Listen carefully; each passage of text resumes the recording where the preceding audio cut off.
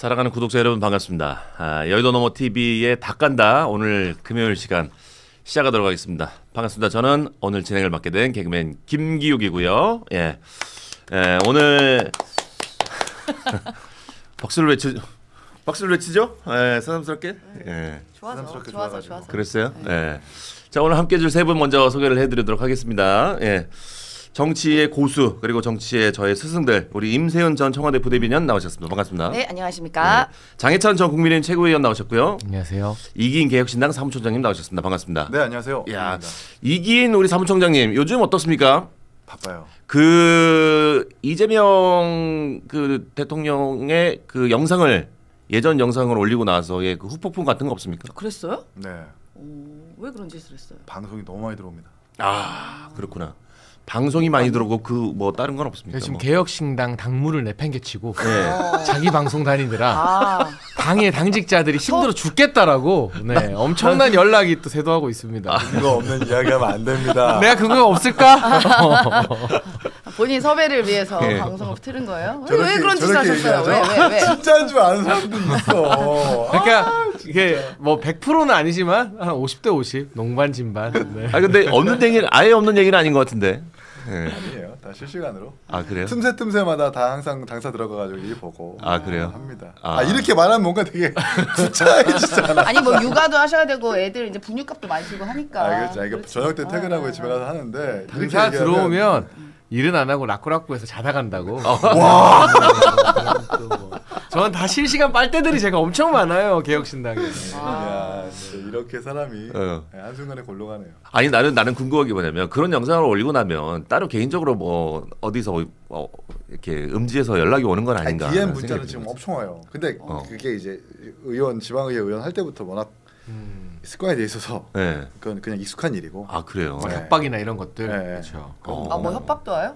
협박도 오고. 아 진짜로? 뭐 나 영상을 못 봐가지고 내가. 지사님께 개개다 끌려간다부터 시작해서 네.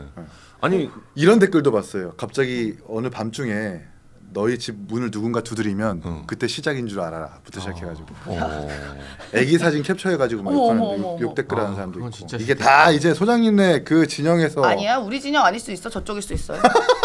아니 갑자기? 오히려 그거를 이제 약간 이간질 하려고. 말도 안 되는 우리는 그런 뭐 아니 어떤 애기 영상인지 가지고 모르잖아. 그러잖아. 일단 내가 보고 내가 법적인 판단을 해볼게요. 내가 또 고발의 왕 아니겠어?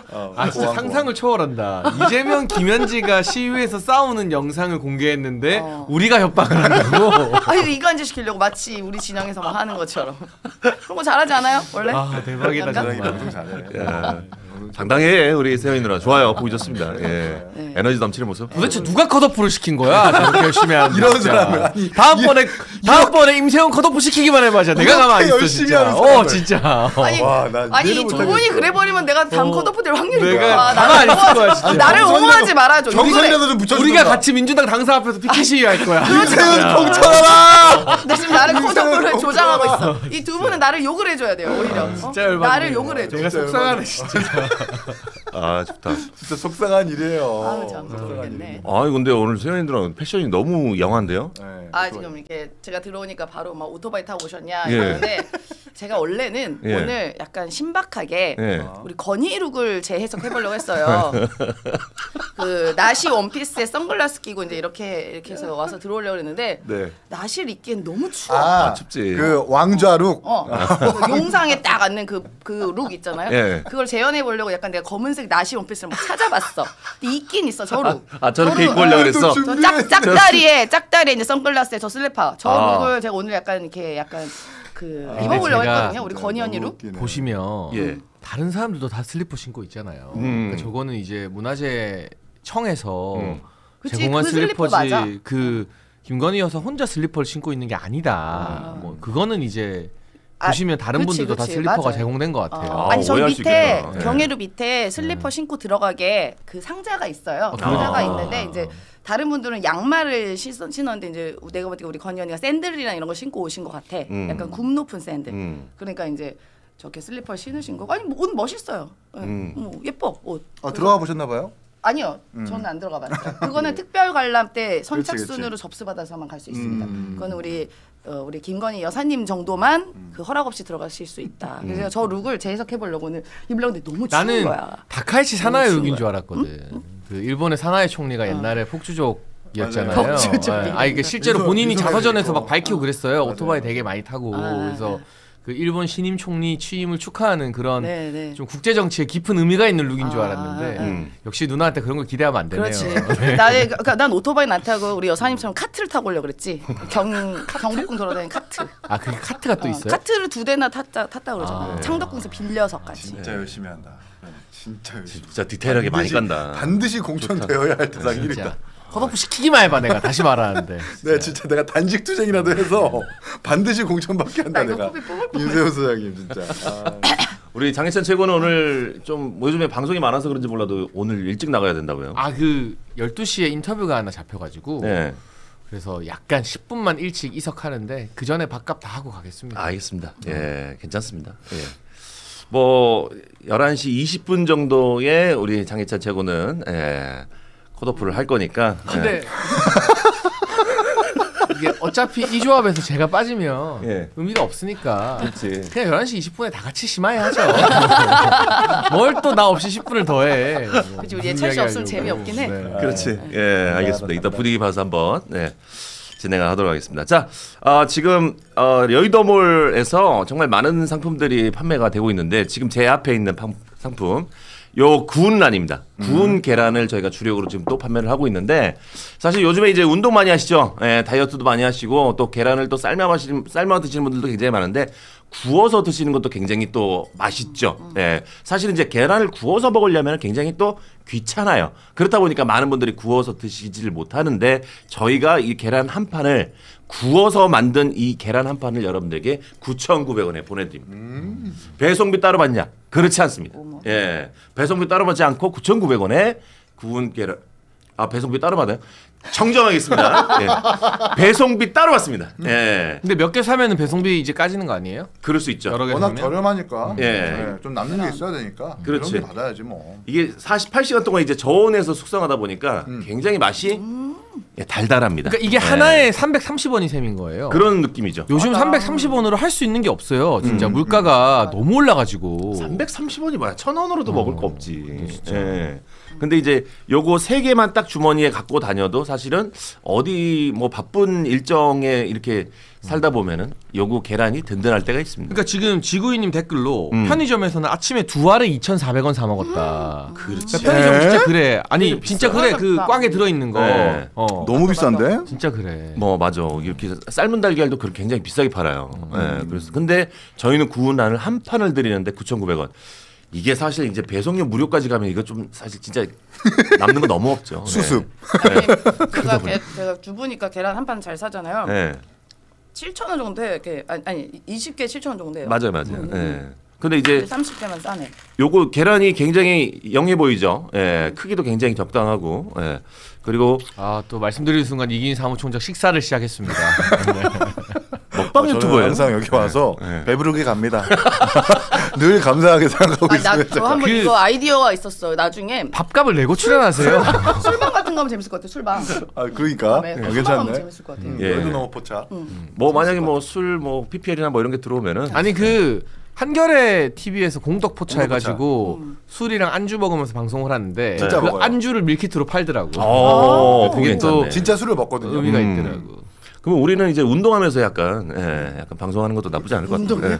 계란은 먹으니까 운동하는 사람들. 예. 요즘 또 이게 러너들 많으시잖아요. 예. 그런 분들은 또 이제 계란은 필수적으로 집에 있어야겠죠. 예. 비싸게 딴 데서 구하지 마시고 여기서 한 2판씩은 그냥 그 구매를 하시면은 한 판 구매해서 배송비 나가는 것보다는 2판 구매해서 배송비 나가는 게 훨씬 더 유리하지 않을까라는 생각을 해봅니다.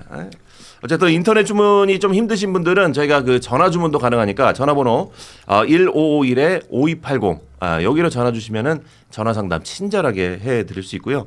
대량으로 또 이용하시는 분들도 있을 수 있습니다. 그런 분들은 우리 집이 뭐 찜질방을 한다 하시는 분들은 이런 거 굉장히 필요할 거예요. 대량으로 구매 필요하신 분들은 전화 주시면 저희가 상담해드리도록 하겠습니다. 계란 많이 팔리고 있나요?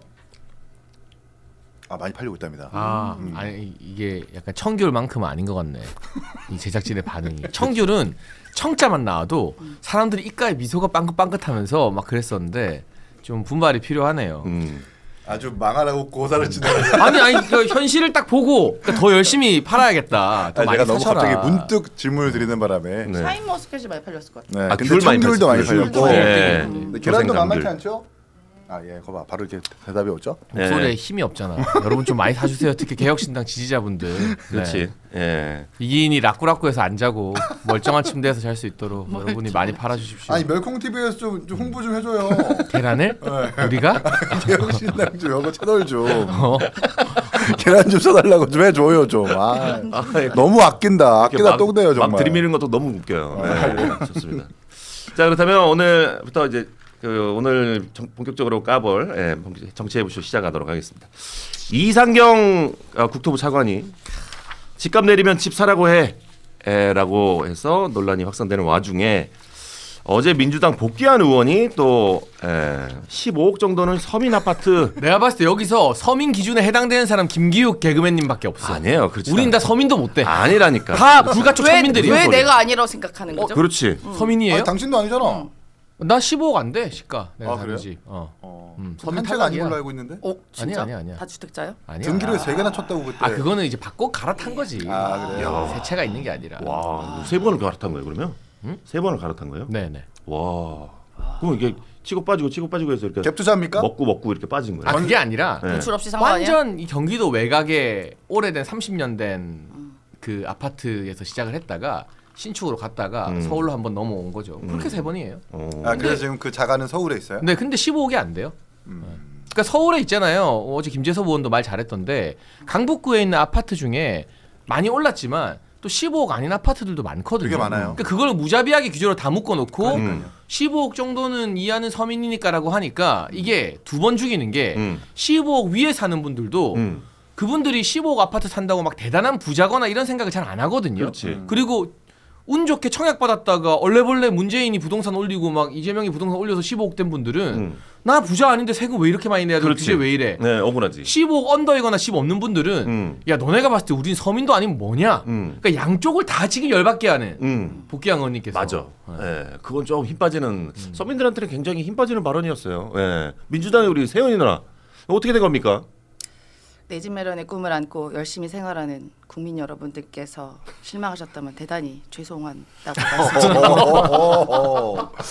좋아. 특히 야, 우리 서민 저분이 이럴 중산층과 정도면 진짜. 청년분들께서 굉장히 실망하셨다는 것에 굉장히 마음이 아프고 이 부동산을 잡기 위한 최선의 노력을 다하기 위해 정부는 각고의 노력을 하고 있습니다. 네. 여기까지. 네. 여기까지 하는 걸로. 네, 근데 이분 좀 부동산 관련해서는 정부 정책을 좀 뒷받침하기 위해서 노력까지만 해주시되 좀 이렇게 생각지 못한 발언은 좀 주의하시는 게 좋겠다. 이게 제가 이번 주에 주의하시면 좋겠어요. 방송 쭉 하면서 어제도 그렇고 민주당 패널들이랑 토론을 많이 하잖아요. 네. 근데 단 한 명도 의원, 전직 의원, 대변인 누구든 간에 이 부동산 문제에 대해서만큼은 그렇지. 우리가 보통 그 당을 대표해서 나오면 아닌 거 알아도 좀 맞서고 막 그래도 이런 측면도 있다고 하는 게 있는데 놀랍도록 단 한 명도 이 문제는 쉴드를 안 쳐요. 못 쳐요. 못 치죠. 괜히 자기가 억지 쉴드 치다가 제2의 이상경, 제2의 복귀양 되면 자기 정치 인생도 끊기는 거니까 그렇지. 이 부분은 다 로우 톤으로 가. 다 너무 힘들어 하더라고 그리고. 그러니까 이게 부동산이 좀 그런 게 있어요.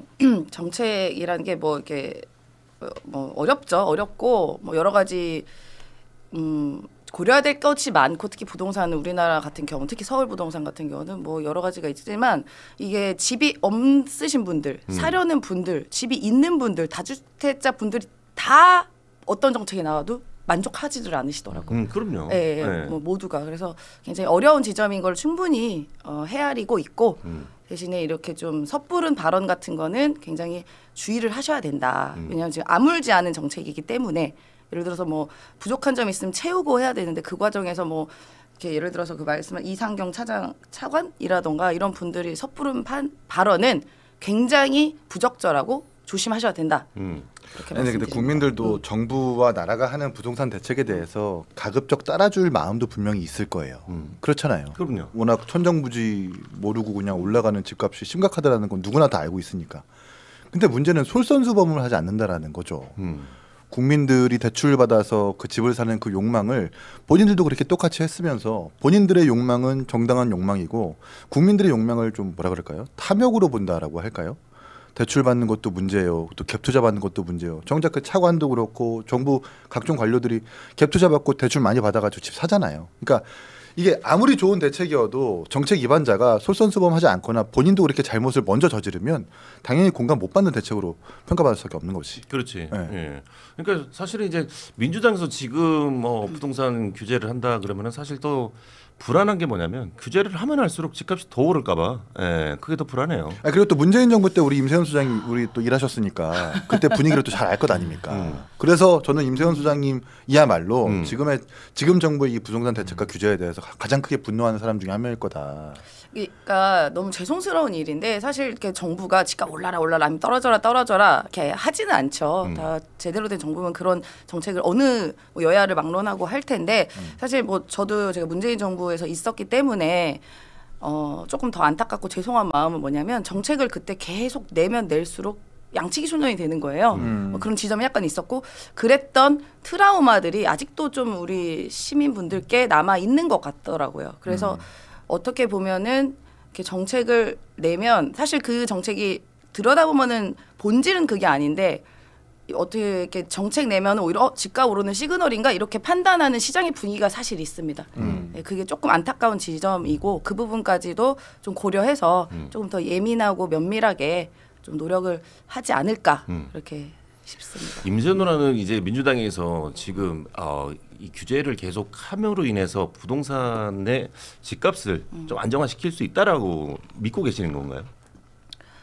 그러니까 지난번에 그러니까 6월 달이죠. 9월인가? 그때 대출 규제를 강력하게 했잖아. 6월이구나. 네, 강력하게 했잖아요. 근데 대출 규제는 어느 정도 좀 필요하긴 해요. 사실 뭐 제가 다는 말씀드리긴 어렵지만 저희가 또 부동산 전문가는 사실 아니긴 하지만 그냥 대출이 사실상의 만들면서 집값을 올리는 경향이 있다고 많은 전문가들이 이야기를 하거든요. 그래서 어느 정도 그 부분을 잡을 수는 있는데 너무 지나친 규제가 되면 그게 하나의 시장에서는 오르니까 저렇게 하는구나라는 신호로 받아들이고 있거든요. 지금은.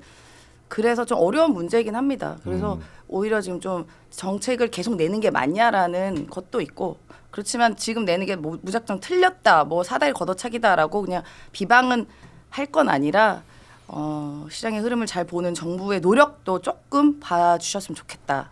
알겠습니다. 여기까지만 말씀드립니다. 왜냐하면 그런데 부동산은 말 함부로 하면 안 돼 지금. 이게 부동산이라는 게요. 사실은 정부가 엄청 의지를 딱 보일 때 그 고위공직자와 주요 정치인들이 이거 우리 블러핑 아니다. 소위 말해 뻥카 아니다. 진짜 우리 부동산 잡을 거다라는 의지를 보여줘야 국민들이 이번엔 진짜구나 믿어요. 네. 근데 문재인 정부 때는 대표적으로 무슨 일이 있었냐면 다주택자들 집 정리하라고 하니까 김조원 민정수석이 난 그럴 바에 민정수석 안 하겠다고 사표를 써버려요. 기억력 좋네. 강남에 집이 두 채였는데 집 한 채 파느니 민정수석 안 하고 만다. 그러니까 이게 먹힐 거라고 국민들이 생각하겠어요. 근데 이번에는 뭐 이상경 차관이나 복귀양 의원 망언도 망언이지만 이찬진 금감원장이 강남에 집이 두 채 있어요. 네. 이게 뭐 집 한 채가 창고용이니 뭐니 말이 많았는데 이거 어떻게 할 거냐라고 국감에서 물어보니까 한두 달 안에 정리하겠대요. 집을 정리가 파는 게 아니라 아들한테 물려주는 걸로 정리를 하겠대요. 그런데 부동산 대책이 잘 성공해서 집값이 잡히고 집값이 내려갈 것 같으면 지금 파는 게 이득이잖아요. 그렇지. 만약에 이찬진 금감원장이 그 집 한 채 판다 했습니다 하면 국민들이 야 진짠가 보다. 강남 집 파네? 집값 좀 내려가려나 보다.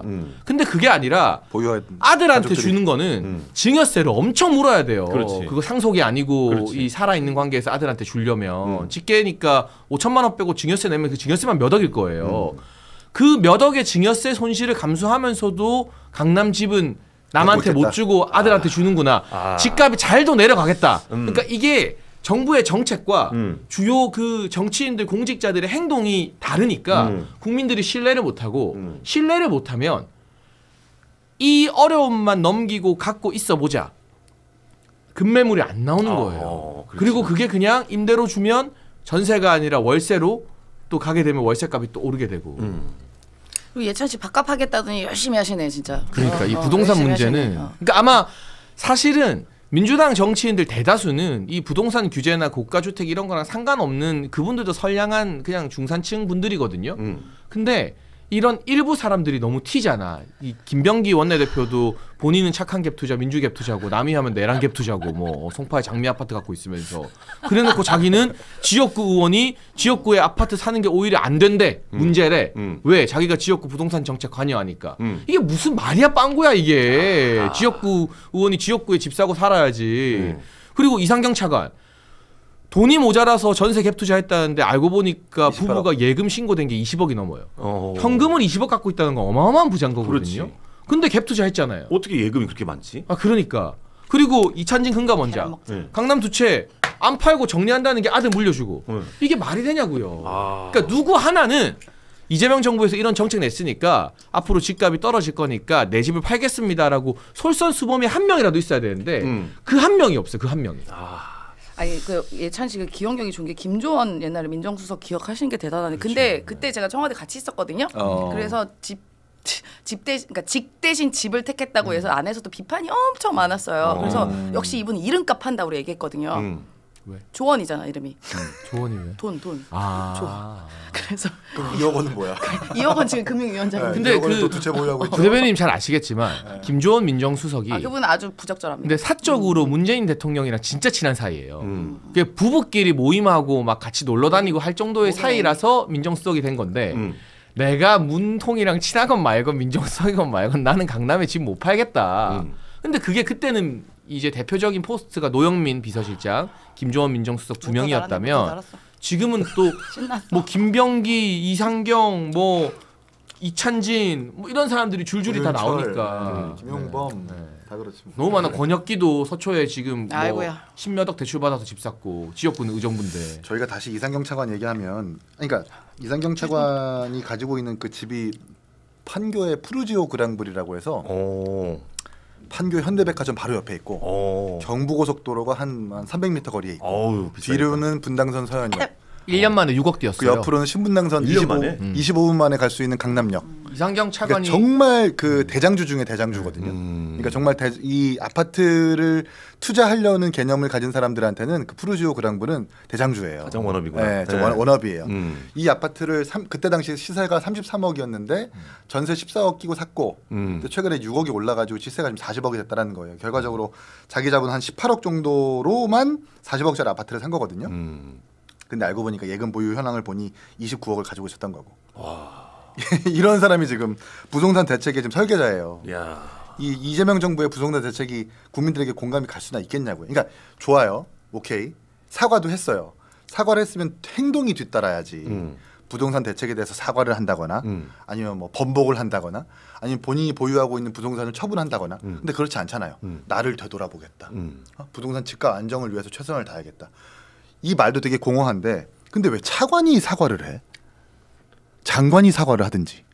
아니 지금 막 갤럽에서도 막 얘기하지만 국민 대다수가 지금 부적절하다고 얘기하고 있거든요. 그럼 대통령이 지금까지 한 번도 부동산 대책에 대해서 유감을 표명한다거나 입장을 표명한 적이 있습니까? 없잖아요. 그러면 책임자가 나와가지고 책임 있는 사과를 해야지. 장관도 아니고 차관이 유튜브를 통해 가지고 고작 2분 동안 사과한다고 해놓고 후속 조치도 안 하면 어떻게 진정성 있는 사과를 받아들이겠습니까? 제 대책은 지금 나온 지 얼마 안 됐으니까 조금 지켜보시자라는 얘기니까 대통령이 사과할 이유는 없고 차관은 부적절한 발언을 했기 때문에 그 부분에 대한 책임을 져야 된다. 그래서 사과를 한 거다. 근데 사과 방식도 저도 좀 이상하죠. 납득은 안 돼요. 유튜브에서 사과했잖아. 그러니까요. 아니 유튜브에서 그것도 국토부 채널에서 그 문제는 댓글도 막아놨어요. 댓글도 못 쓰게. 사람들이 댓글에 대해서 쓰지도 못하게 그냥 영상만 일방적으로 송출하고 감사합니다 하고 끝낸 거예요. 그러니까 그 민주당에서 산전수전 다 겪은 대표적인 정치인이 박지원 의원이잖아요. 네. 이분이 뭐 DJ 때부터 이분이 제일 먼저 이상경 잘라야 된다라고 지금 말을 했거든요. 어제 라디오에.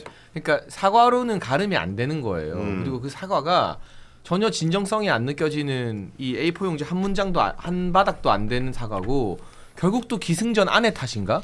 아내가 그 집 구매한 거에 대해 국민 눈높이 맞지 않다. 그러니까 이게 좀 전혀 진정성 있게 받아들여지지가 않고 근데 왜 이렇게 못 자르느냐 결국은 이상경 차관이 계속 문제가 될 텐데 이 사람이 경기도 라인이더라고요. 이재명 대통령이 경기도 지사를 할 때 경기도 부동산 주택 심의위원회인가 하는 주요 자문기구의 위원이었어요. 그러니까 그때부터 이재명 대통령의 부동산 정책을 설계해 왔고 대장동 사건이 이재명 대통령 아킬레스건인데 네. 그걸 이 사람이 이제 전문가라고 방송이나 언론 인터뷰하면서 그건 너무 잘한 사업이다라고 막 실드를 열심히 치고 다녔던 사람이에요. 그러니까 이재명 그래. 대통령 입장에서는 자르고 싶어도 성남 라인 그 다음 순서가 경기도 라인이잖아요. 네. 그러니까 김현지만큼은 아니라도 민주당 국회의원들보다는 이상경이 더 소중한 거야 이재명 대통령 입장에서는 더 자기 식구인 거지. 근데 결국 이게 방치되고 여당 내부에서도 자르라는 소리가 나오면 이게 여론이 악화되고 만약에 뭐 오늘 발표되는 갤럽 지지율 다음 주 지지율이 떨어지면 당에서는 일단 이상경 탓을 하게 됩니다. 이상경 때문이다. 이게 계속 불거지면 당정 갈등의 불씨도 될 수 있고요. 결국에는 한 대 맞고 자를 거 10대 맞고 자르면 더 손해예요. 그거 우리가 많이 해봐서 알아. 한 대 맞고 잘랐어야 될 사람들이 너무 많아. 내가 지난 정부 인사를 생각해봐도. 근데 그거 5대 맞고 10대 맞고 결국은 잘리게 된다고. 결국은. 안타깝다. 세연이 누나 지금 많은 분들이 댓글로 그러다가 한 판 다 드시겠어요 이렇게 걱정하시는 분들도 좀 있어요. 목이 막히네. 아니, 고작 두 알 먹었어, 두 목이 알. 막혔어. 더 드릴까요? 필요하신 목 말씀. 막혔어. 목 막혔어. 맛이 못 어때요? 막혔다는 핑계로 말 안 하려고 지금 이거 이슈 넘기려고 지금. 죽겠네. 넘기는 거 지금. 뭔지 알죠, 계란을 뭔지 그래서 안 알죠. 먹었구나 계란을. 이거 깔려고 뭔지 그래서 안 먹구나. 응? 그만 까고 계란 좀 까. 말로 까지 말고 손으로 계란을 좀 까요. 묵비권용이었어요? 장혜찬 그래요. 목 막힘 어떤 목 막히네. 이 스킵은 좋다. 엄청난 기술인데. 좋다. 확실히 대변인은 다르다. 이 대변인의 그 자질 중에 하나는 말을 안 해야 될 때가 굉장히 많습니다. 맞아요. 네. 근데 그걸 못 참으시잖아요. 아니 뭐 지금은 제가 대변인은 아니니까. 그러니까 청와대 대변인 때는 오케이, 말을 오케이. 그냥 안 해야 될 때는 정말 말을 많이 안 해야 되거든요. 네. 그래요. 뭐 근데 이제 이 부분은 제가 말을 안 하지만 예를 들어서 우리 건희 언니라던가 네. 이런 부분에 대한 그 용상 올라간 거 이런 거는 제가 그때 이제 입에 저도 모터를 달기 시작하죠. 모터 사이클 오늘 옷 입은 것처럼. 알겠습니다. 그 주제는 왜 없어 여기? 없어요. 어? 오늘 없어. 예. 어제 했나 보지. 아니 그 그치. 무슨 뭐 명성황후 어디 뭐 침대방에도 둘이 들어가서 10분 동안 안 나왔다며. 우리 어제 다 윤석열 했어. 씨 부부가 어제 다 했대. 네. 했어? 네. 어제 나 할 때 하지. 예. 이제 예찬이가 아니 침대방에 왜 갑자기 들어가냐? 계란을 분이 10분 동안. 건드리지도 않았는데 갑자기 계란을 먹고. JJS님께서 5,000원 후원해 주시면서 개꿀잼 조합 입겔 크크크 이렇게 보내주셨고 VR님께서 5,000원 후원해 주시면서 컷오프 공천 취소 비례 6번 패널드 사연이 너무 슬퍼요라고 예, 그러네요. 걱정해 주셨고 또 하란원님께서 3,000원 주시면서 계엄이 터지면 기다렸다가 풀리면 그때 국회 다시 들어가면 되나요?라고 하셨어요. 예. 자 그리고 조희정님께서 10,000원 후원해 주시면서 경복궁 등 관련은 한 아프리카 UEA 국빈 방문 대비 차원 다른 나라 정상 내지 영부인이 참여하는 궁 행사 등을 앞두고 사학자인 이배용의 설명을 들은 것이며 2024년 정상회담 행사를 위한 사전 방문 외교 행사 준비 일환이었고 이배용 씨 손을 붙잡고 다닌 것은 연로하여 발목이 불편한 분을 부축하는 차원이었다고 합니다. 아니 그 사진 보면은 우리 김건희 씨가 거의 기대고 있던데요. 그리고 그런 행사는 보통 그 의전 비서관실의 행정관급이 갑니다. 네. 이런 가십성 뉴스로 김현지가 잊혀지지는 않습니다. 아니 이게 왜 가십이에요? 국보를 훼손한 국보를 농락한 행위가 어떻게 가십입니까? 굉장히 중요한 문제입니다, 여러분. 조희정님께서 10,000원 주시면서 빼지도 박지도 막지도 현지도 못하는 부동산 이렇게 또 라임을 기가 막히게 또 써줘 보내주셨습니다. 또 우리 김현지 실장께서 분당의 임해동 아파트를 부부 공동 소유로 좀 보유하고 있지 않겠습니까? 바람직하다. 분당의 임해동 공동 소유는 아파트, 좋은 거지. 풍림 아파트인가 그럴 거예요. 아마 그 재산 공개 내역에 나와 있을 겁니다. 물론 현 시장이 이제 그 성남에서 묶여 있는 이 고도 제한 완화를 항상 요구했지만 마침 또 거기가 고도 제한 규제가 풀려가지고 대박이 터졌어요. 김현지 실장이 보유하고 있는 임해동 부동산 아파트가 대박이 터졌습니다. 재건축이 가능해졌고 이른바 용적률이 더 올라가서 뭐 10층 지어질 거 20층 지어질 수 있는 규제가 이제 벗겨졌기 때문에 김현지 실장은 논았다. 네, 또 공교롭게도 그렇습니다. 김현지 실장은 이제 국정감사에서 안 나오는 거죠? 안 나올 것 같아요. 안 나오죠. 안 나올 것 같습니다. 어떻게 됩니까? 아니 사안이 있고 뭐 있으면 나올 수 있겠지만 지금은 아예 이런 식으로 이렇게 공격하려고 아예 맘먹고 있는데 그 나와가지고 또 옛날 얘기하고 뭐 이렇게 뭐 영상 이상한 거 틀었다고 저는 그래서 얘기를 하면 또 이게 정쟁으로 가고 그렇지. 김현지 실장이 말을 안 한 것도 예를 들어 야당의 입을 통해서 이렇게 한 거 맞아요? 라면 그렇게 꼭지를 따는 그런 우려가 있기 때문에 그러려면 차라리 안 나오는 게 맞지 않나라는 의견들이 있죠. 네. 뭘만 하면 다 꼬투리 잡고 뭐 저는 그래서 아니 앉아있는데 집값 올랐다고 거기가 김현지 때문에 그런지 누가 알아요 거기. 저 얘기했잖아요. 그래서 그 신상진 시장이 이제 것도? 고도 제한 완화를 이제 요구했지만 그 옛날부터 사실 이재명 변호사가 고도 제한 그 철폐위원회에서도 활동하는 걸로 알고 있거든요. 어쨌든 뭐 그런 목적이 달성됐다는 거고. 그래서 저는 야당이 과거의 일은 묻지 않겠다 김현지 씨한테. 그냥 총무비서관 에서 했었던 역할들만 묻겠다라고 먼저 선언했으면 좋겠어요. 총무비서관 했었던 역할에서의 논란에서 물을 질문도 되게 많거든요. 지금 대표적인 진보 매체인 뉴스타파에서 이재명 대통령실에서 썼던 특활비가 상당히 문제가 있다. 4건 중에 1건 정도가 오남용되고 있다. 309건 중에 다 이 끝자리 수를 비교해 보니까 400만 원, 200만 원, 그러니까 만 원 단위로 떨어지는 게 말이 되냐? 라고 문제 제기를 하고 있거든요. 그 특활비를 담당하는 게 총무비서관입니다.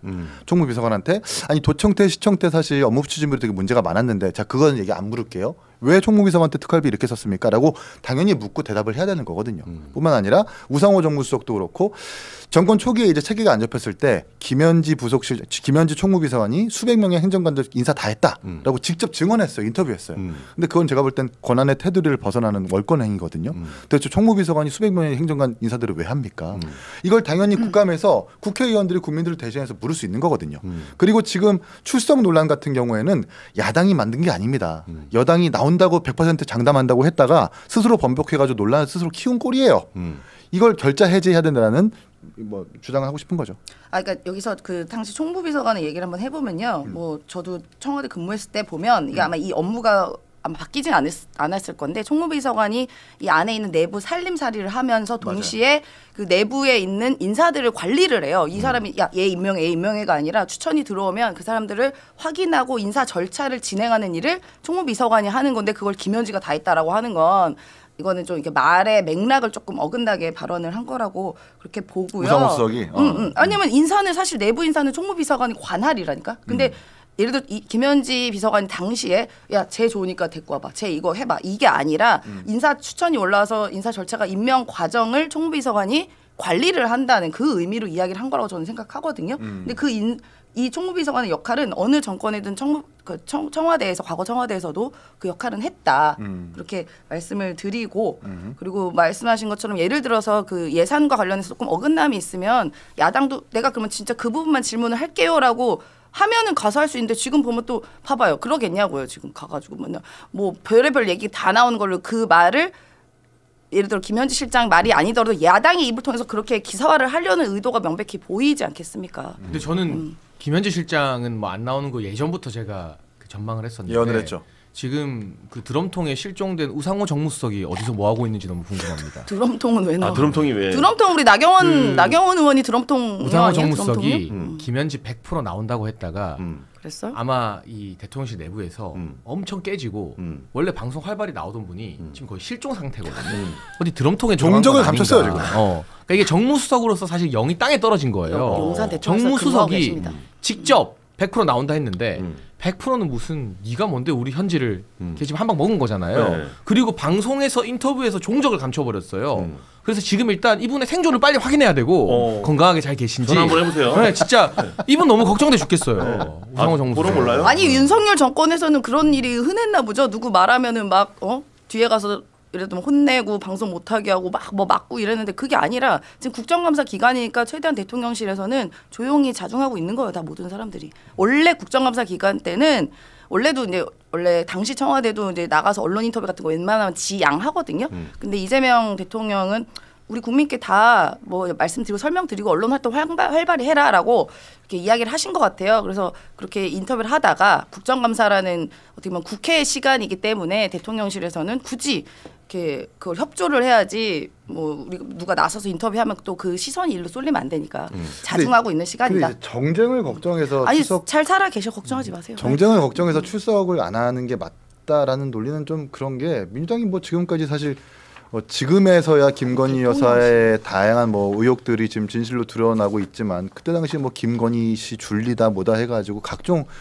근거도 없는 의혹들을 마구 제기했고 지금 또 국회 보세요. 뭐 조희대 대법원장한테 막 합성 사진 들여놓고 조토미 히데요시라든지 그분은 뭐 민주당이 아닙니다. 4인 회동설 지금 사실 거짓말로 드러난 거잖아요. 없는 회동설 만들어 가지고 막 의혹 제기하고 이런 민주당이 갑자기 김현지 씨에 대해서 정쟁으로 갈 수 있으니까 추석하면 안 된다라는 논리는 스스로 그 화살을 본인이 맞게 되는 거다. 본인들이 맞게 되는 거다. 네. 그리고 사실 운영위의 상임위원장이 김병기 원내대표라서 야당이 좀 민감한 질문을 하면 김병기 원내대표와 다수 의석을 가진 민주당이 그만하십시오. 회의 안 하겠습니다. 파행시켜버리면 그만이거든요. 아유 그렇게 말린다고 됩니까? 보면 소리 고래고래 지르고 나와가지고 위원장 막 겁박하고 그러는데 의정 주도권을 가진 세력이 사실 민주당이다 보니까 너무 두둔하는 것 같아. 그러니까 좋아요. 안 나오게 하는 것도 뭐 그럴 수 있다고 쳐요. 근데 이게 점점 정권의 리스크로 작용이 되면 안 되는 저는 걱정을 하는 거죠. 근데 스스로 지금 그렇게 리스크화 만들고 있다. 좀 걱정이 되는 거죠. 알겠습니다. 뭐 안 나오는 사람에 대해서도 이렇게 뭐 가타부타 말 많은데 나오기만 해봐봐. 예를 들어서 그러면은 말 한마디 하는 것도 이렇게 나와서 언론 도배를 할 텐데 그러한 논란보다는 그냥 예를 들어서 뭐 그렇게 생산적인 걸 봤을 때는 차라리 그냥 안 나오는 게 훨씬 더 이 국감 집중할 수 있다라고 판단을 한 것 같습니다. 제가 봤을 때는 오늘 저기 그 세영이 누나가 가죽 잠바를 입고 온 거는 이 두 사람한테 밀리지 죽여버리겠다. 않으려고, 약간 센 언니 캐릭터 가려고 약간 그런 것 같은데. 오토바이 앞바퀴 들고. 나 원래 센 언니예요. 원래 센 언니야. 이렇게 잡아야 돼. 나 오늘 지지 않을 거야. 약간 그런 의도가 있는 것 같아요. 아예 원래 그럽니다. 원래.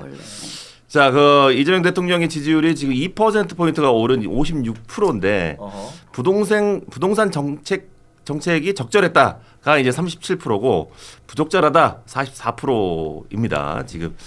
근데 이 갤럽에서도 부동산에 대해서는 부적절히 높은데 저는 이 갤럽 조사 문제 있다고 봐요. 나중에 망신당할 거라고 봐요. ARS한테도 밀려서. 왜냐하면 오늘 발표된 조사 서울 정당 지지율이 민주당이 41, 국민의힘이 20 나왔어요. 이거 민주당 사람들도 안 믿어요. 진짜 2배로 서울에서 이긴다고? 지방선거 까지면 저는 갤럽이나 MBS 같은 전화면접 조사들의 신뢰성에 대한 문제가 불거질 거라고 보고 실제로 지난 대선에서도 ALS가 더 정확하게 맞았거든요. 그러니까 이제 전화로 사람이 물어보는 거에 대한 어떤 그 응답하는 사람들의 어떤 거부감, 바이어스 이런 것들이 뭐 한번 지방선거 지켜보죠. 저 갤럽대로 되나. 근데 그 갤럽에서 마저도 부동산 정책은 부적절히 더 높다는 거는 시사하는 바가 크다고 봐야겠죠.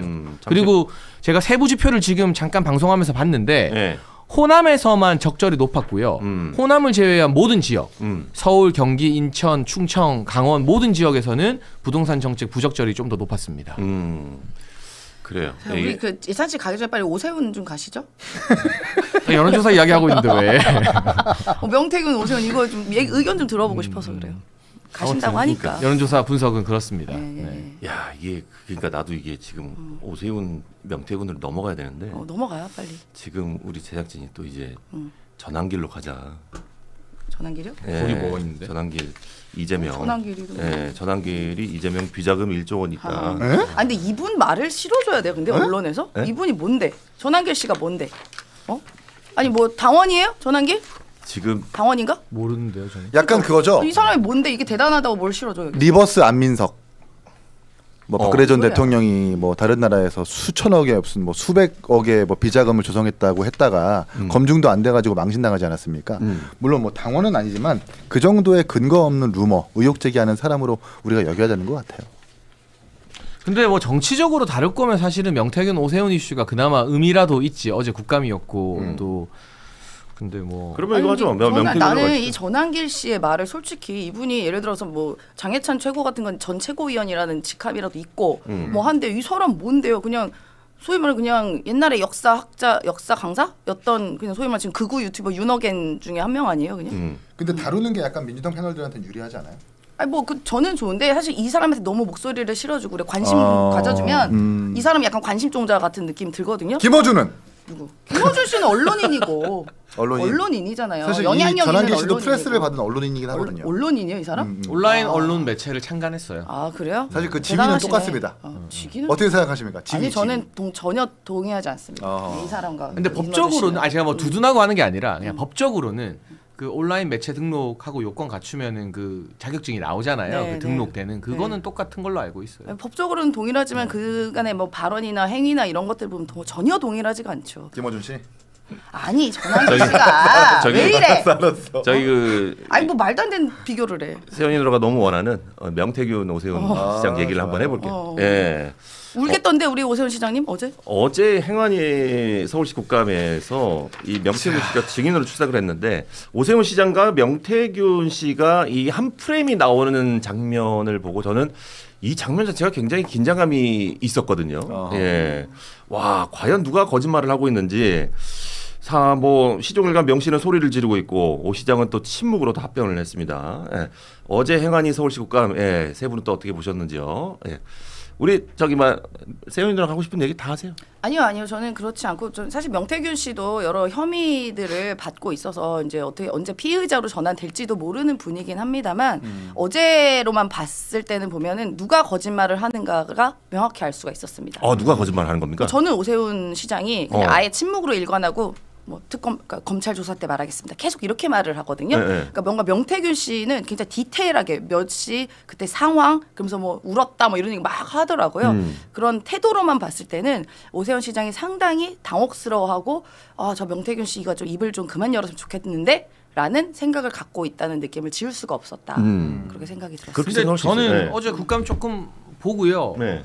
또 어제 늦게 국감 끝나고 서울시 관계자들이랑도 통화를 좀 해보고 했는데 일단 어제 국감으로 명태균이라는 사람이 이상한 사람이구나라는 걸 모두가 알게 돼서 그러니까 저 이상한 사람이 오세훈 시장 가지고 이러니 저러니 하는 걸 믿을 수 있는가? 그러니까 오히려 서울시에서는 이게 굉장히 오세훈 시장에 대한 모욕 죽이고 뭐 공경에 처하게 하기 위한 일종의 전략이었지만 그 명태균 씨가 국감 내내 보인 태도 막 고성을 지른다든가 짜증을 낸다든가 뭐 말도 안 되는 이야기 무슨 김영선 의원이 러브레터 연애 편지를 보냈다 이게 뭐 말이나 되는 이 상식적으로 그 주장을 민주당이 믿고 막 파헤치자 할까요? 그러니까 그런 이야기들이 나왔기 때문에 그냥 좀 말도 안 되는 사람의 이야기다. 오히려 어제 명태균의 실체가 드러남으로써 그의 주장의 신빙성 등이 다수 무너졌다라는 것이고 그리고 이게 법적으로 문제가 되려면요. 네. 뭐 6번을 만났다 7번 만났다 이런 건 법적 쟁점이 아니고요.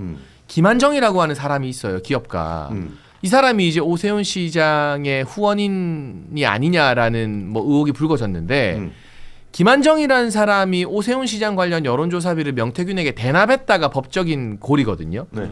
그러니까 이것만 법적으로 오세훈 시장을 엮을 수 있는 지금 딱 하나의 혐의예요. 나머지 명태균이랑 설령 명태균 주장대로 잘 알고 많이 만나고 있어도 그거는 정치적으로 좀 민망한 일이지 법적인 문제는 아니에요. 근데 그 질문에 대해서 명태균 씨가 어제 그 국감에서 난리를 치면서도 김한정이랑 나는 금전거래 없다. 그건 내가 모르는 일이다라고 딱 부정을 해버렸어요. 그러니까 그것만으로도 사실 특검 조사나 앞으로의 지방선거 앞둔 사법 리스크에서 오세훈 시장이 좀 뭔가 해소가 된 거다. 그렇게 평가를 할 수 있을 것 같습니다. 좋습니다. 일단 내용을 이야기하기 이전에 우리나라가 채택하고 있는 제정하고 있는 국회 증감법과 국회법에 의하면 계속되는 재판과 수사 중인 사안에 대해서는 그 관여할 목적으로 국정감사가 행사되어서는 아니 된다라고 명확하게 명시가 되어 있어요. 네네. 명태균 씨와 오세훈과 관련된 지금 재판과 수사가 이루어지고 있죠. 재판과 수사가 이루어지고 있으면 국감에서는 증인으로 채택하지 말고 수사 상황을 기다려봐야 됩니다. 그런데도 이렇게 내용을 이야기하고 뭔가 가정을 통해 가지고 오세훈 씨가 혹은 명태균 씨가 뭔가 범죄를 일으킨 것처럼 가정한다면 입법부가 이 재판과 수사에서 관여할 목적으로 행사하는 국감이라고 평가되기 충분하거든요. 지난번 조희대 대법원장의 청문회도 마찬가지입니다. 노골적으로 전현희 위원장이 1심에서 이재명 대통령이 받았었던 공직선거법 유죄는 무죄여야 한다라고 노골적으로 이야기하는 거거든요. 지금 국회가 이런 관례를 계속 깨고 있는 걸 봐서는 되게 최악의 선례를 만들고 있다는 평가를 아니할 수 없고 모르겠어요. 진실은 뭔지 모르겠습니다. 근데 명태균 씨가 했었던 여러 발언 중에 뭐 이런 말이 있죠. 저에게 김건희 씨가 아크로비스타를 주기로 했다. 오세훈 시장이 나에게 아파트를 주기로 했다. 뭐 연애 편지를 발견했다. 이런 말들을 좀 쭉쭉 하고 있는데 과연 이게 뭐 국민들에게 얼마나 공감이 가고 얼마나 납득이 갈지는 잘 모르겠어요. 판단하는 것은 수사기관과 국민들의 몫이다. 라는 정도로만 남겨두겠습니다. 알겠습니다. 예. 이분도 사실 범죄 혐의가 있으신 분이죠. 저희가 민주당이 뭐 그 부분에 대해서 이분을 신뢰한다 이런 게 아니라 전 단지 태도만을 봤을 때 오세훈 시장이 굉장히 당혹스러워하고 뭐 디테일한 것에 대해 전혀 대답을 못했던 그런 태도만 보는 거고요. 네. 이분도 나중에 수사받고 해야 되는 분입니다. 그러니까 정치권이 전 이걸 좀 지향했으면 좋겠어요. 내 진영에 유리하면 아무리 사기꾼, 뭐 뻥쟁이, 허언증이 있는 사람이라 하더라도 그 사람의 말이 진실로 만드는 거예요. 내 진영이 유리하다면. 뭐 과거에 이제 얼마 전에 서영교 의원 같은 경우는 전과 구범에 사기 전과가 있었던 그 사법개혁과 검찰개혁의 당위성을 입증시키기 위해서 그런 증인을 불렀다가 역풍을 맞았죠. 언젠가 명태균 씨도 그런 평가를 받을 수 있는 날이 올 수 있을 거라고 보거든요. 그러니까 여야가 조금 자제하고 정확하게 진실을 구분하면서 발언하고 국정감사에 임했으면 좋겠다라는 말씀을 드립니다. 이 정치권에서는 이 명태균 씨를 사실 모르시는 분들이 없는 것 같은데 이 정치권에서 이게 얘기하는 거는 명태균 씨의 그러면은 이 직업은 뭐라고 판단을 합니까?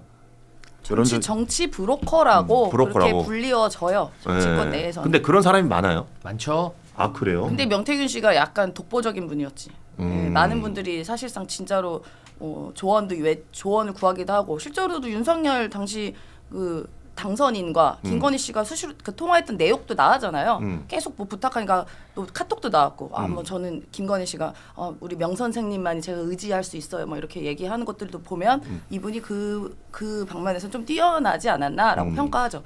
정치 브로커로서. 아 능력 있는 브로커네. 공천도 그러니까 막 시키지 않습니까, 김영선 씨. 근데 왜 정치 브로커로서 이게 사실은 이제 되게 억울해하는 모습들이 굉장히 많이 비치는데 그러니까 명태균 씨 특징이 보니까 정치 브로커라고 얘기하면 되게 기분 나빠하더라고 보니까. 그러니까 뭐 좋게 말하면 컨설턴트고 나쁘게 말하면 브로커. 현장의 용어로는 여의도 건달 뭐 이런 건데 이게 그걸 좋게 말하면 여의도 뭐 정치 컨설턴트지. 근데 이제 컨설턴트 중에 대표적 정통파가 그 민컨설팅의 박성민 대표 뭐 이런 분들이고 그 외에도 뭐 이 서울이나 지방의 여론조사 업체 뭐 선거 때마다 그 브로셔 만들어주고 현수막 문구 제작해주고 하는 그런 컨설팅 업체들은 꽤 있어요. 전현직 보좌진 출신들이 나가가지고 막 그런 거 만들고 해요. 근데 이제 명태균 씨는 원래 경남 지방에서 유명했지 전국구 인사는 아니었는데 어쩌다 운때가 맞고 주요한 사람들 뭐 김종인 위원장과도 교류했고 하면서 이제 전국구로 부상을 했는데 저는 기본적으로 상도가 없다고 느끼는 게 이런 정치 컨설턴트들은 그 의뢰인인 정치인들과 내밀한 이야기를 주고받잖아요. 근데 이 사람은 그걸 다 녹음해서 경남 가서 자랑하고 들려주고 막 그걸 또 약점 잡아가지고 막 폭로하고 막 그러잖아요. 그러니까 이거는 기본적인 인간적 신뢰나 상도가 없는 짓이에요. 보수 진보를 떠나서. 맞잖아요. 그러니까 거기서부터 이미 글렀다. 그리고 너무 허황된 이야기를 많이 한다. 뭐 김영선의 러브레터 연애 편지 말이 돼요? 아파트를 주기로 했다 말이 돼요? 네? 말이 안 되는 소리가 너무 많이 섞여 있잖아요. 그래서 신뢰성이 없다. 제가 다 까발릴까요? 뭐 이렇게 얘기하더라고요. 그러니까 아파트를 받아오라고 했는데 그러면서 뒤따라오는 뭐 근거가 내 와이프가 키를 받아오라고 했어요. 라는 말을 국정감사에서 못하러 해요. 그거는 아파트를 받고자 약정했더라는 근거는 아니잖아요. 아파트를 받고자 했었던 약정에 대한 근거, 녹취, 뭐 자료 이런 걸 통해서 본인의 주장을 입증을 해야 되는 거지. 내 와이프가 키를 받아오라고 했습니다. 이런 게 근거는 아니지 않습니까? 그리고 저도 참 그 많은 정치인들을 보자도 해봤고 옆에서도 같이 봤지만 어느 정치인도 너 이거 해주면 내가 뭐 해줄게라는 대가를 자기 입으로 명시하진 않아요. 진짜 아마추어가 아니면. 왜냐하면 그거 녹음되는 순간 또는 증거로 남기는 순간 잘못하면 뭐 뇌물에 엮일 수도 있고 온갖 범죄에 엮일 수도 있으니까. 근데 저런 식으로 예를 들면 산전수전 다 겪은 오세훈 시장 같은 정치인이 나 도와주면 아파트 줄게요 이런 말을 한다고요? 그거는 오세훈을 좋아하고 싫어하고를 떠나서 그러니까 상식적으로 말도 안 되는 일인 거예요. 그거는. 그렇지. 근데 우리 윤석열 대통령 부부께서는 왜 이렇게 근거를 많이 남기셨대? 녹취도 있고 카톡도 있던데. 근데 뭐 거기서 구체적으로 뭘 줄게, 뭐 집을 줄게, 뭐 이런 말들, 뭐 대가에 대한 말들은 없으니까. 공천 얘기 많이 김영선 공천 준다 뭐 얘기 나오고. 아니 나는 그러면은 굉장히 개인적으로 잘 될 거예요 이렇게 얘기하잖아 우리 건희 언니가. 오늘 멘트를 안 쉬네 누나. 아까 그렇게 계란을 먹고 가만히 있더니 나 오늘 이거 전투복 입고 왔다. 전투복 이건 이유가 있네. 전투복. 계란 좀 더 드세요. 쉽지 않다. 궁금한 게 이제 그런 이 정치 브로커라고 불리는 명태균 씨 같은 분들이 이제 뭐 컨설팅을 해줄 수 있잖아요 정치적으로. 그러면 해주고 나서 그러면 받는 게 이제 뭐 어떻게 받냐 이거. 그러니까 정식으로 회사는 예를 들면 뭐 민 컨설팅이든 뭐 어디 컨설팅이든 뭐 이런 데들은 정식 계약을 해요. 그 계약 안에 그 선거 홍보 자료 만들어 주는 것부터 뭐 인쇄라던가 뭐 사진 찍는 거 뭐 이런 것들이 다 포함돼 있어요. 그리고 그런 비용에 이제 그 약간 그 내용적인 컨설팅 비용도 녹아가서 뭐 몇 천만 원, 1억 막 이렇게 계약을 해요. 비싼 데는 국회의원 출마자한테 뭐 억대 컨설팅비를 받기도 한대요. 네. 회사들이. 네. 근데 그거는 공식 계약이고 그 계약서에 뭘 도와주고 뭘 해준지가 다 돼 있어요. 그건 문제가 없어. 네. 합법이야. 네. 근데 불법은 뭐냐면 이렇게 아름아름 도와주고 네. 나중에 대가로 뭐 이 지역 사업을 따달라, 내가 아는 누구를 뭐 공무원에 임용해 달라, 뭐 이런 것들이 들어가면 다 그러면 안 불법이 되지. 되는 거죠. 그냥 계약서대로 딱 기재해서 법적 테두리 안에서 돈 주고 컨설팅 해주는 건 아무 문제가 없어요. 아 그런 것도 컨설팅을 하고 이렇게 되게 많아요. 아 그런 회사가 네, 컨설턴트도 이제 이념적 성향을 가지고 있고 네. 뭐 보수 성향의 컨설턴트가 있고 네. 진보 성향의 요새는 컨설턴트가 이제 있고. 그 유튜버로 인기를 끄는 분들이 컨설턴트 역할도 막 한다고 나서고 네. 뭐 컨설턴트였던 분들이 유튜버가 되기도 하고 네. 막 그런 케이스들이 있어서 왜냐하면은 이제 나한테 컨설팅 맡기면 내가 구독자 막 30만이야. 네. 내 유튜브 출연시켜줄게. 그리고 내가 말해서 저기 유튜브 출연시켜줄게. 그럼 인지도가 목마른 후보들 입장에서는 요새는 유튜브 나가는 게 짱이니까 막 그런 식으로 컨설팅과 엮이기도 하고 그런 사례들이 뭐 아름아름 들리더라고요. 뭐 주식회사 임세은 식당 이래가지고 뭐 청와대 부대변인 되는 법 뭐 이런 것도 컨설팅 할 수 있는 거고 사실 여기서의 경험들이 전부 다 자산이 되는 거거든요. 그렇잖아요. 어찌 보면 약간 그 에이전시나 뭐 약간 소속사 같은 느낌의 일을 해주는 대신 해주는 거네요. 근데 정치인들이 하는 경우는 잘 없고 네. 대부분 보좌진이나 참모 출신들 또는 기자 출신들 뭐 이런 분들 여론조사 업체 출신들이 그 컨설팅 회사를 많이 하죠. 알겠습니다. 예. 자 약속된 시간 지금 11시 21분 지금 22분 다 돼가고 있는데 지금 이제 장혜찬을 보내줘야 될 시간입니다. 그냥 구분하고 가. 예. 아 근데 그거 째버려. 생방 인터뷰가 예. 늦으면 안 돼서 여기서 JTBC까지 얼마 안 걸릴 텐데. 한 30분 넘게 걸릴 걸? 서정욱 변호사랑 한다고요? 네, 방송을? 오늘 보수 유튜버, 보수 스피커 특집이라. 아, 좀 더 해도 되겠다. 25분에 나갈게요. 그래. 네. 아, 다행이다. 아이고. 예. 어유 감사합니다. 황송하네요. 그러니까. 너무 고맙다. 가는 길에 저희가 계란 좀 챙겨드릴게요. 아, 예. 저는 괜찮습니다. 걔는. 아니 다행이다. 서정욱 변호사님 몇 개 드리서 목 막힐 때 드시라고. 아니, 그렇게 저 친절한 사람이 아닙니다, 제가. 알겠습니다. 근데 자, 오늘도 실시간 이제 거의 2,000 가간다, 그쵸? 막 우리 1,700 성남 총각님이 하고. 10,000원 보내주시면서 예. 우리 한동훈 전 대표도 명태균한테 컨설팅 좀 받았으면 좋겠다라고. 근데 확실한 건 저의 어떤 정치 경험과 많은 정치인들 봤지만 네. 명태균의 정치적 지능이 네. 한동훈보다 높아요. 어, 위에요. 어, 네. 지금 쓸데없이 화성 통탄 가가지고 괜히 개혁신당 이준석 대표를 자극하고 있거든요. 한동훈 전 대표가. 그러니까 그런 그 속이 뻔히 보이는 짜치는 짓을 명태균 씨가 컨설팅하진 않을 거예요. 그러니까 명태균의 정치적 지능이 한동훈보다는 높다. 그거는 제가 보증합니다. 그래도 명태균 안 묻은 사람이 그나마 한동훈밖에 없지 않아요? 근데 그거 가지고 이제 한동훈계에서 명태균 묻어서 이준석도 날아가고 오세훈도 날아가고 그럼 다 우리 차지다 막 이렇게 신나다가 신났구나. 막상 뭐 이 특검에 의해서 기소되거나 뭐 이런 게 없으니까 되게 풀이 주고 있는 상황이죠. 해바라님께서 5,000원 주시면서 이재명을 합니다. 김현지와 함께 이렇게 보내주셨고 국정 운영을 잘 하고 계십니다. 예. 데이비드 팡님께서 2만 원 후원해 주시면서 지난주 구독자 3만을 이끈 주인공 잘한다. 누나 이거 들으셔야 돼. 네? 예. 뭐라고요? 지난주 구독자 3만을 이끈 주인공 세윤님 환영합니다. 화이팅. 아 진짜로? 예. 아 근데 벌써 구독자가 33,000이 넘었어요. 너무 나 없어요. 어디서는 되게 이거 욕 먹는 거 알아요? 왜요? 왜 가가지고 여기 채널 키워주냐고. 오. 그래서 어디 방송에 갔더니 댓글에 임세은 너 여의도 뭐 거기 왜 나가? 막 이런 것도 근데 있더라고. 민주당 사람들 많이 나오는데. 아니 근데 일주일에는. 저는 어쨌든 당을 대표하는 사람이기 때문에 어디든 가서 맞아. 민주당을 대표하고 저게 이재명 맞지. 정부를 우리가 이제 대변하고 하는 역할을 하는 거지. 뭐 제가 여기 채널 뭐 방금 제작진 분께서 네. 두 엄지 손가락을 들었습니다. 아, 썸 썹? 사장님한테. 임세현. 네. 영희 임세현 짱. 예. 그리고 이게 임세은 대변인한테도 엄청 도움이 되는 방송이라고 봐요. 그래요? 그러니까 네. 이런 인간적인 매력을 맞아. 맞아. 그 민주당 싫어하는 분들도 알게 되잖아. 진짜로. 결국은 그 사람들 표도 받아야 되는데 맞아, 나중에는. 맞아. 이 누나 자파 유튜브 나오는 거 보면 상종 못 하거든. 아 장난 아니야. 아, 그럼 못 봐, 봤거든. 못 봐. 맞아. 근데 달라. 네. 알고 여기 보니 있는 임세현이 그 임세현이 알고 아니야. 보니 저런 그래? 인간적인 와, 매력이 있구나. 대단해. 이걸 나 알게 그 되거든. 예를 들어 우리 쪽 진영 가서 유튜브 가면 갑자기 있다 김건희 목소리로 막 김건희 자기 성대모사 막 해. 촥촥하고 2분 이상 항마력이 딸려서 볼 수가 없어. 대단해요 정말. 김건희 씨 막 흉내내네. 뭐. 저도 사실은 이제 처음 보신 분한테 네. 이렇게 함부로 누나라고 부르진 못하거든요. 근데 임세현 누나는 누나지. 처음 볼 때부터 제가 누나라고 누나죠. 불렀었어요. 아. 큰 누나예요. 그러니까 그 인간적 매력이 편해요. 여기서 드러나는 거니까. 편한 사람이에요. 그렇군요. 예. 네, 우리 편한- 민주당과 이재명 우리 정부를 좀 비판하는 분들 중에 한 분이라도 네. 우리를 공감할 수 있으면 제가 충분한 역할을 한 거다라고 생각합니다. 예. 오늘 계란을 너무 가장 많이 미워하지 드셨는데 마십시오. 계란 맛 어땠습니까? 아 이거 네. 네. 지금 아까 뭐 제작진처럼. 여의도몰 쇼핑몰에서 지금 구른란을 저희가 9,900원에 판매하고 있으니까 여러분들 많이 구매해 주시기 바라겠고. 슈퍼챗 계속 오네요. 예. 자 조희정님께서 5,000원 후해 주면서 예. 명 씨한테도 혹시 전화했니 현지야?라고 이렇게 보내셨고 성남총괄님께서 10,000원 또 주시면서 우리 한동훈 전 대표도 명태균한테 컨설팅 좀 받았으면 좋겠습니다라고 똑같이. 예. 우리 저기 장해찬 최고가 얘기했던 얘기를 또 그대로 보내주셨습니다. 고맙습니다. 도박사님 개혁신당 당원입니다. 멸콩에서 한가발 뚜껑 여는 방송 잘 보고 있습니다. 장해찬 화이팅 이렇게요. 한 갑을 뚜껑. 제가 가기 전에 셀프로 읽었습니다. 네. 저는 도식가치님 이 채널은 한쪽으로 기울지 않기를 바랍니다. 시청 잘하겠습니다. 아 고맙습니다. 예. 보내주셨네요. 정말 유일하게 그 세 당이 약간 좀 잘못도 인정하고 잘못이 있으면 좀 웃을 수 있는. 머쓱해하고 머리 극적극적하고 하는 유일한 방송이거든요. 사실 네. 다른 스타 프로그램 안 그래요. 맞아요. 예. 이게 지지자한테 욕을 먹을지언정 지지자가 아닌 중도한테는 소구할 수 있는 방송이라고 좀 보거든요. 저는 처음에 이 컨셉으로 유튜브를 한다길래 한 2달 안에 망하겠구나 생각을 했는데 왜냐면 유튜브에서 안 먹히는 컨셉이니까. 아직 이게. 2달 안 된 거야. 아니. 그런 거 아니고? 유튜브는 네. 한쪽 진영만 나와서 해야 빨리 구독자가 맞아, 되고 시청자가 맞아. 되니까 그랬는데 생각보다 순항을 해서 상승세가 또 빠르고. 그래서 와 놀랍다. 역시 그 시청자들이 좀 여야가 같이 소통하는 걸 보고 싶은 맞아요. 니즈가 또 있구나. 맞아.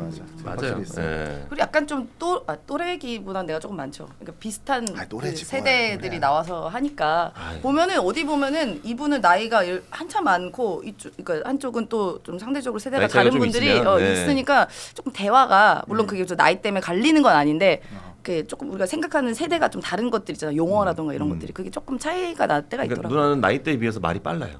나는 원래 말이 빨랐어. 네. 그래서 제가 지적받는 게 워낙 동안이셔서. 천천히 말하라 그러더라고. 아니요, 말 빠르는 게 매력이에요. 말 빨리 해? 예, 좋아요. 보기 좋아요. 예. 아무튼 저는 이제 소임을 다하고 이래서 오도록 아니 하겠습니다. 3분 남았어. 30분 끝이야. 근데 25분까지만 한다 했잖아.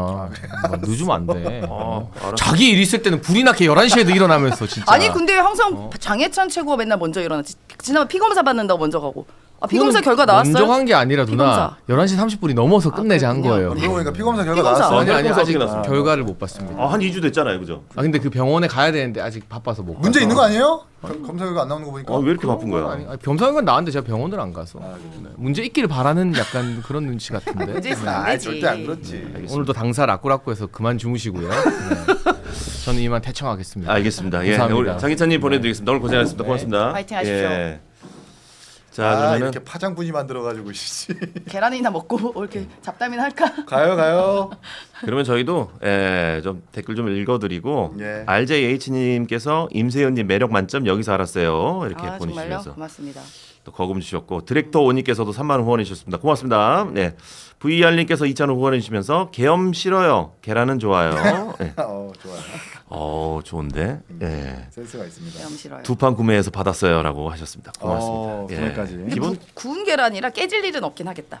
배송되더라도 깨질 수도 있는데 깨져도 상관없어. 리스크가 없지. 그죠. 예, 네. 크게 리스크가 없어. 맛있어요. 네. 맛있습니다. 값도 싸고. 요게 계란이 너무 커도 사실 그게 퍽퍽해서 맛이 없거든. 그래서 계란 너무 커요. 작으면 또 한 입에 똑 들어가가지고 약간 매출알 먹으면 같지. 맛있다. 정말 적당한 크기. 예. 정말 계란이 이 정도면 적당하다. 약간 좀 그 소개팅 나갔을 때 예쁘게 먹을 수 있는 크기 있잖아요. 그치. 예. 진짜 방금 멘트 너무 이게 말고 이게 말고 이게 좀 예쁘게 먹을 수 있는. 계란을 안 이렇게 먹어. 되게 난감하거든 그럴 때. 3명이서 같이 한번 아니 2분이서 같이 한번 전한길 씨 얘기를 한번 해볼까요? 나는 솔직히 진짜 이분이 이게 이제 전한길 씨도 그렇고 네. 국민의힘이 이제 김현지 씨를 향해서 좀 공격하겠다고 이런 얘기를 하는 건데 저도 김현지 씨에 대해서 오래전부터 그 김현지 씨의 존재를 알고 있었으니까 비판하지만 좀 공적인 비판을 좀 하시라. 무슨 뭐 혼외자라든지 무슨 뭐 어떤 뭐 지방에 있는 도의원은 그런 얘기했죠. 무슨 자식을 나눈 사이다. 근거 없고 제가 대신 말씀드릴게요. 다 거짓말입니다. 그거. 오히려 제가 김현지 씨 부속실장에 대한 그 대변을 해드릴게요. 그거 싹 다 거짓말이에요. 그런 얘기 하시면 안 됩니다. 그런 얘기하면 야당의 그 정당하고 공적인 비판과 공격들이 제대로 먹히지가 않고 쟤네 또 이상한 뭐 근거 없는 허위 루머 제기하는구나 이렇게 돼서 오히려 김현지 씨와 이재명 정부 좋은 일 해주는 거예요. 그러니까 전한길 씨도 그렇고 국민의힘도 그렇고 정밀 타격하시라. 우리가 사격을 할 때 0점을 맞추지 않습니까? 그렇지. 0점을 잘 맞추고 쏘시라. 안 그러면 역풍 맞아요. 너무 무자비하게 쏘는 것 같다. 그럼 네. 아니, 무자비가 아니지. 5인 사격이 5인 사격. 아니 김현지 씨를 쏴야 되는데 옆에 있는 사람 쏘니까 그 말이 되느냐고요 그게. 그러지 마시라. 근데 저 얘기는 왜 어떤 근거로 나갔을까요? 이재명의 비자금이 지금 1조 원이 있다. 그러니까 뭐 미국에 있는 약간 미국의 전환길 같은 사람이 있어요. 그 사람이 뭐 했던 발언을 이제 옮겨왔다고는 하는데 그 비자금 1조 원 찾아와 보세요. 그리고 어디서 했는지. 뭐 싱가포르 얘기하는데 싱가포르는 비자금 자체가 만들어질 수가 없는 구조를 10년 전에 만들어 놨어요. 이미. 뭐 차라리 버진 아일랜드나 뭐 이런 데서 했다고 그러면 내가 조금 이해라도 해볼게요. 근데 그럼 말도 안 되는 주장이고 이게 똑같아요. 예전에 문재인 대통령 집에 금괴 200톤 있다 그랬거든요. 그거랑 비슷한 얘기죠. 그걸 누가 믿습니까? 야 이게 사실은 이제 1조까지 간다는 건 좀 너무하다. 한 1,000억 정도 했으면은 진짜? 약간 의심스러운데 그래? 조사해봐야 되는 거 아니야? 약간 이럴 수 있는데 1,000억도 많아. 1,000억도 많아. 1조 원이라고 하니까 약간 좀 너무 선을 이재명 넘는 대통령의 그 공직자 재산 신고는 다 나와 있어요. 금방이라도 관보 찾아보면 이 사람이 주식을 얼마나 가지고 있는지 현금 보유량은 얼마인지 금방 알 수 있습니다. 그러니까 숨겨놨다고 하니까 여기 그러니까 아저씨가. 근거 없이 저렇게 이야기하는 것. 우리가 그렇게 보수 진영에서 안민석 의원을 향해서 얼마나 비판 많이 했습니까? 우리가 똑같은 일을 하면 안 되는 거예요. 우리는 아니지. 전환길 씨가 우리라고 같이 하시면 안 되지. 아니, 그때 당시 제가 국민의힘이었으니까. 저기 국민의힘 김민수 최고위원이 코스피 최고치 배후에는 중국 불법 개입이 있다고 주장을 해서 논란이 됐어요. 그러니까 전환길 씨가 그렇다 치는데 최고위원이잖아요. 좀 이런 얘기를. 민수야 그만해. 민수야 그만하란 말이야. 중국 자본이 유령 회사를 통해 불법적으로 국내 주식 시장에 들어와 코스피를 끌어올리고 있다. 이렇게 얘기했더라고요. 근데 이분이 또 이게 그 헛소리 하실 분은 또 아닐 것 같아가지고. 뭐요? 헛소리 많이 하던데요? 그래서 제가 팩트 헛소리 체크를 제조기던데? 했어요. 금융감독원이 지난 9월달에 상장 주식 외국인의 보유 현황을 발표를 했어요. 네. 보니까 미국이 40.9%로 1위고, 그다음 영국이 11.2%, 싱가포르 6.9%, 룩셈부르크가 5.2%, 아일랜드 4%, 호주 3.5%, 중국이 2.2%예요. 10위권 바뀔 겁니다. 그러니까 적어도 공당의 최고위원이면 아니 금방이라도 이렇게 찾아보면 확인할 수 있는 팩트가 있는 건데 그것도 없이 그냥 중국인들이 개입해가지고 우리나라 뭐 코스피 시장을 흔들고 있다. 그러니까 코스피 시장이 이렇게 좀 이상적으로 올라가는 것에 대해서 문제 제기를 할 수는 있어요. 근데 이렇게 뭔가 근거도 없이 거짓말로 이런 의혹 제기하면은 제가 아까도 다시 말씀드렸잖아요. 이게 역풍 맞는다 이거. 야당이라면 정확하게 공격하셔야 된다. 그러니까 중국 투자자가 그러니까 소위 말하는 외국인 투자자 중에 미국 투자자의 전체 포션 중에 5%밖에 안 돼요. 그만큼 굉장히 작은 수준이다. 아까 정확하게 수치 얘기해 주신 것처럼 그렇기 때문에 뭐 지금 말씀을 다 하고 근데 예를 들어서 우리 주식시장에 외국인 자본 들어오면 그 환영할 얘기 아니에요? 환영할 일 아니에요? 이미 들어와 있고 다 들어와 있고 네. 주도하고 있고 주식시장을 사실상 외국인들이 이제 매수하는 거면서 매수하면서 시장 끌어올리고 있고 그거는 긍정적인 거지 우리나라 시장에 대해서 긍정적 평가를 하는 거니까. 근데 팩트도 틀렸고 그리고 저는 이 뭐 본인의 개인적인 감정으로 중국을 싫어할 수도 있다고 봐요. 혐중 이런 정선이 있는데 있다고. 그건 개인의 뭐 소신이니까 그건 어쩔 수 없는데 그렇게 중국을 예를 들어서 악마화하고 싫어하고 하면은 그 앞으로 관광객 다 막을 겁니까? 우리나라의 어떤 최대 무역 국가인데 교류하는 국가인데 그걸 어떻게 하겠다고 이러는 거예요? 그럼 다 모든 사람이 다 적지면 우리나라 혼자 고립돼요?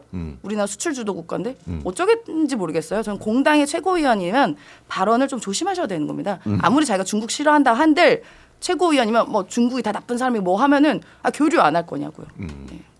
알겠습니다. 조심하셔라. 오토카즈님께서 5,000원 후원해 주시면서 멀쩡한 정당은 개혁신당뿐이라고 하셨는데, 예.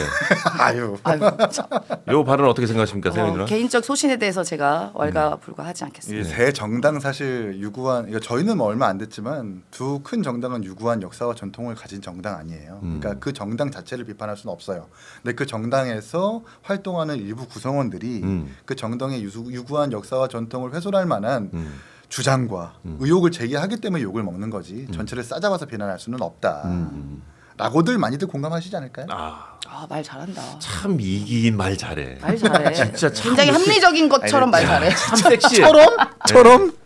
네, 진짜 말 잘하는 건 장재찬 최고가 진짜 잘하고 사무총장. 방송을 진짜 잘해요. 장재찬 최고가. 아니야 이긴도 잘해. 진짜 너무 섹시해. 예. 조희정님께서 5,000원 후원해 주시면서 섹시 푸드. 저도 국힘당원인데 김현지에 대한 오인 사격은 하지 맙시다. 현지의 소중히 제명으로 깔끔하게 갑시다라고. 나의 발언이 파장이 크군요. 그런 것 같습니다. 예. 자, 우리 프렐류드님께서 5,000원 후원해 주시면서 저는 전환길 감사 보면 안타까워요. 예, 과거에 무료 강의 풀어주셔서 한국사 1급도 따고 청년들에게 진심이셨는데 맞아요. 정치병이 몇 년 전부터 세게 오셨는지 강의 중에도 자기가 대통령 되면 조선시대 태종처럼 반대편 싹 쓸어버릴 거라고 하셔서 그때부터 싹 했던 기억이 있습니다라고 저도 보내주셨습니다. 한국사, 현대사 우리 전환길 강사님한테 그 강의 보면서 배웠었던 게 진짜? 엊그제 같은데 저는 그때로 그쳤어야 된다고 봐요. 그렇지. 네, 문재인 대통령에 대해서 뭐 한 사람의 강사로서 한 사람의 국민으로서 분노하는 거는 그럴 수 있는데 이렇게 정치권에 막 전당대회장까지 와가지고 난입하고 개입하고 한다라는 거 본인의 명성을 스스로 무너뜨리는 일입니다. 다시 강의하셨으면 좋겠어요. 강의만 하셨으면 좋겠어요. 근데 뭐 다시 돌아갈 수도 없겠죠. 돌아갈 것 같아요. 뭐 돌아갈 수도 없겠죠. 그렇지. 예. 다리를 불살라 버린 것 같아요. 그렇습니다. 예. 지금 오늘 코스피가 또 역대 최고치를 또 찍었다고 합니다. 코스피가 지금 3,920선을 돌파를 거의 했다고 4,000원 하는데. 돌파하겠네. 예. 코스피가 많이 올라가면은 뭐 좋은 겁니까 나쁜 겁니까? 당연히 주식시장이 올라가면은 긍정적 효과가 많죠. 그리고 특히 우리나라 코스피 같은 경우는 경기 선행지수로 평가를 받고 있거든요. 그럼 선행지수는 뭐냐? 앞으로의 경제가 좋을 것이라는 심리적인 시그널을 주기 때문에 그러면 내수 활성화라던가 이런 부분에 대해서 영향을 받을 수밖에 없다. 그리고 일단 주식을 투자하시는 분들 자체도 제가 뭐 이게 팔아가지고 실현은 안 되더 하더라도 심리적으로 이게 내가 돈 번 느낌이 나면 이게 소비가 되는데 굉장히 긍정적 효과를 줄 수 있거든요. 그리고 당연히 우리나라 코스피가 올라가면 우리 기업에 자금이 들어오는 거니까 매우 좋은 현상인 것이죠. 이럴 줄 알았으면 저도 주식을 할 걸. 이라는 생각을 합니다. 근데 이제 이재명 대표께서 야당 대표일 때 환율이 이제 1,430원까지 그 고점을 뚫었었을 때 뭐라고 했냐면 전 국민의 재산 7%가 날아갔습니다. 이거 큰일입니다. 나라 망할 것 같습니다라는 취지로 말씀하셨는데 지금 환율 적지 않죠. 그렇죠. 근데 코스피도 높아요. 네. 그러니까 기업들의 기업 호황 내지는 경제 호황인 상황이 아닌데 코스피가 이렇게 오르는 것. 그러니까 일부 반도체 기업들이 이렇게 좀 쌍끌이 견인하고 있는 것 같아요. 그렇지. 이거 항상 대비를 해야 됩니다. 반도체 회사에 대한 전 세계의 어떤 경제 영향이라든지 흐름이라든지 악재가 왔을 때 우리는 어떻게 대비해야 할 것인가도 정부가 충분히 그 대비책을 마련해야 된다고 생각을 하거든요. 코스피만 오른다고 해서 좋은 것만은 아니다. 노무현 정부 때도 뭐 실물 경제도 안 좋고 물가도 안 잡히고 뭐 부동산도 폭등했지만 그때 당시에 그 코스피 지수가 종전가 500원에서 그 취임 종가 1,600원으로 끝냈으니까 180%가 올랐거든요. 그러니까 꼭 코스피가 오르는 것만이 나라의 경제가 좋아진다라고 뭐 증명하는 지표는 아니다라는 것을 우리 경제 관료들이 잘 알아두셨으면 좋겠다는 말씀을. 달러 환율이 지금 1,440원을 돌파했습니다. 이야, 이게 지금 면세점에서 뭐 술 한 병 사는 게 오히려 더 국내에서 사는 것보다 더 비싸요. 이제 환율이 너무 올라가서. 네, 환율 관리도 이제 면밀하게 주도적으로 해야 되고 뭐 환율이 사실 좀 그러니까 환율을 예측할 수 있는 경제학자는 전 세계 단 한 명도 없습니다. 그만큼 제일 어려운 게 환율 예측이고 관리인 건데 아마 주도 면밀하게 이 다각도로 살펴보고 있고 뭐 금리 차이라든가 이런 부분도 분명히 존재하는 건 맞거든요. 미국과의 뭐 금리 차이 이런 것도 있지만 거기에 뭐 어느 핑계를 대는 건 아니고 여러 가지로 그 노력을 하고 있다. 각고의 노력하고 있다. 뭐 코스피 올라서 너무 좋아요, 경제 좋아요 하지 않고 아직도 경제 위기의 상황이라고 인식하고. 코스피 오른다고만 안주하는 게 아니라 여러 가지 다각도로 우리 국내 경제를 위해서 노력하고 있다는 점을 말씀드리겠습니다. 알겠습니다. 네. 달러 환율이 올라가고 있고 부동산 가격도 올라갈 것 같고. 예. 물가도 안 잡히고 있고 경제가 물가도 그렇고 제일 부동산도 어려워요. 그렇고 한 번 오르면 사실 낮아지기가 되게 쉽지 않은데 네, 그렇지. 정부가 너무 코스피 그 수치에만 지금 막 집중하고 집착하는 모습이 아니 거기에 취해 있지는 않습니다. 조금 경계해야 될 부분인 것 같다. 그럼요. 그러니까 이제 이렇게 부동산을 묶는 것도 결국 주식 시장으로 돈이 빠져나가게끔 하는 그 유도인 것 같은데요. 그거 좀 적당히 하셨으면 좋겠어요. 위험합니다. 알겠습니다. 도시가치님께서 1만 원 후원해 주시면서 이런 얘기를 했습니다. 이분의 말을 마지막으로 저희는 방송을 끝내도록 좋은 하겠습니다. 말이면 좋겠다. 네. 여당이나 야당이 논리는 없고 권력자의 딸랑거리는 것들만 있으니 나라가 잘 돌아가나 싶네요. 우리는 생업에 바빠서 정치를 저들에게 맡겨둔 건데 마치 고양이에게 생선을 맡긴 것 같네. 그냥 권력에 딸랑거리는 아부꾼들만 천치에 넘쳐나는구나. 윤석열, 김건희도 문제 그렇다고 이재명, 김현진은 문제 없나? 라고 말씀해 주셨습니다. 겸허하게 듣겠습니다. 잘 새겨 듣겠습니다. 예, 네. 알겠습니다. 예. 오늘 저희 라이브 방송은 여기까지고요. 예, 저희는 다음 주 월요일 날 아침 10시 반에 또 라이브 찾아뵙도록 하겠습니다. 함께해 주신 여러분들 너무나 감사합니다. 예. 두 분 계란 많이 오늘 사주십시오. 예, 고생하셨습니다. 예.